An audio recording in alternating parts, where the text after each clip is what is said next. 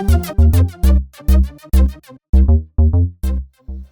Hoopers, my name is Safire. This is a free sample from my online classes at hoopingclasses.com. In this video, we're going to talk all about breaking down tricks.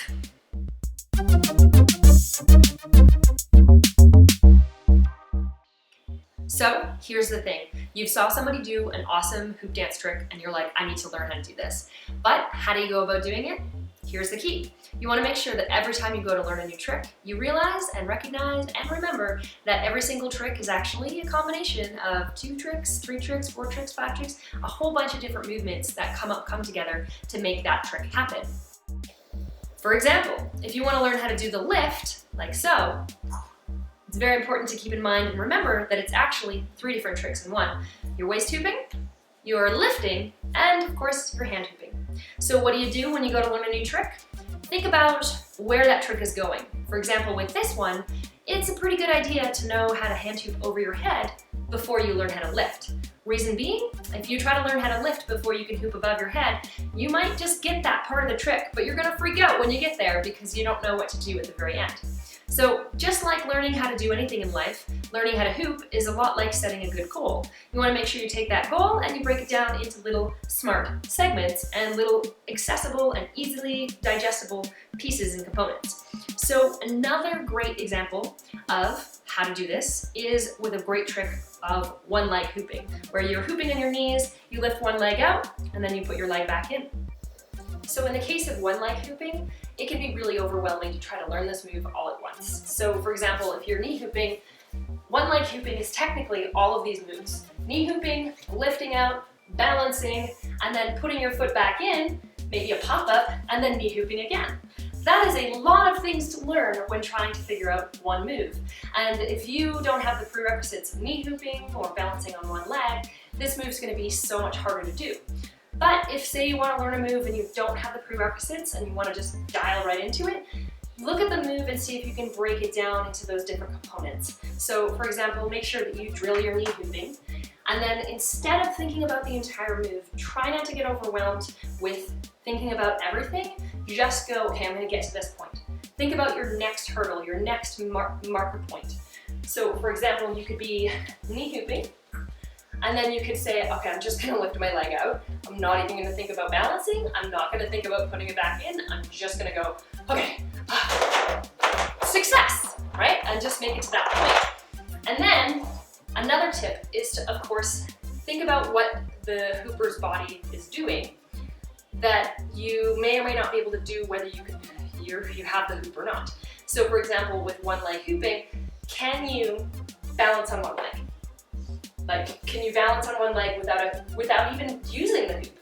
So sometimes we ask ourselves, we ask our bodies to do these things that it's very confusing to do. So see if you can even just look at the hooper's body when you're trying to break down a trick and just think about, can I do that jump? How is she jumping? Can I balance like this without even using a hoop at the same time? And then of course the last thing to think about is the final move of the final step of the move. So for example, with one leg hooping and trying to get your leg back in, if you can actually practice the tail end of the trick without knowing how to do the middle. So just like when we were doing this, you can be hand hooping over your head. You can learn how to do the finishing goal, the finishing move of the trick of lifting it up before you even start lifting. So how would you do that with one leg hooping? That would be learning how to do the leg back in or the foot back in. So if you want to do it in a style where you do the foot pop-up, then learning how to do a foot pop-up from the ankles to the knees might be really good.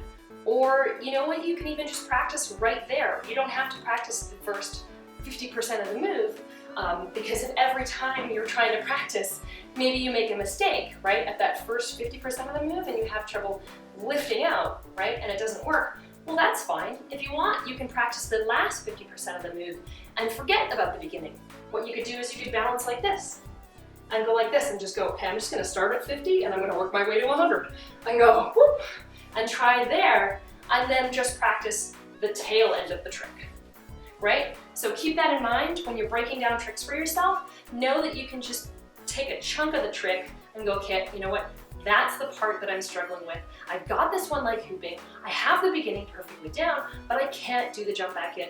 See if you can find a way that you can practice just that incremental part that you're struggling with, so that when it all comes together, that part is smoothed out along with the rest of it.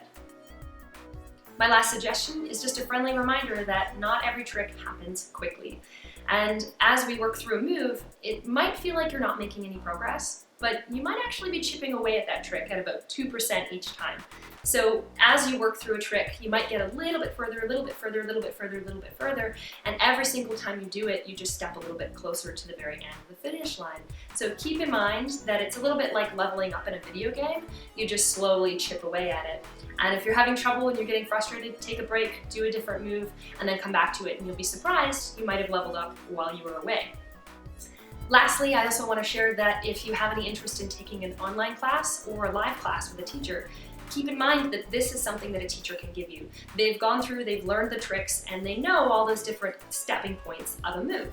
So this is the benefit of taking a class with an instructor, is that they're going to be able to guide you through things in a logical order. So for example, I always make sure that my students have a prerequisite before I give them a challenge. I wouldn't ask a student to try to do waist hooping and ask them to do a lift unless I knew they already knew what to do when they get there. So that is one benefit to taking a live class or an online class, is that teacher's already broken things down for you. But this is also a skill that you can develop for yourself, or if you're interested in teaching, you can learn that as you go through your hoop dance journey and learn how to create your own list of locks and keys and level ups for your students as you learn new tricks. So those are my tips for breaking down tricks. If you'd like to work with me more, check out my classes at hoopingclasses.com, or click the link to get access to a free online class right now, where there's more tutorials like this, as well as some specific trick tutorials. Enjoy the day! If you like this tutorial and you want to see more hoop tutorials, click the subscribe button below. Feel free to share a like and post a comment of other tutorials or tricks you might want to learn in the future.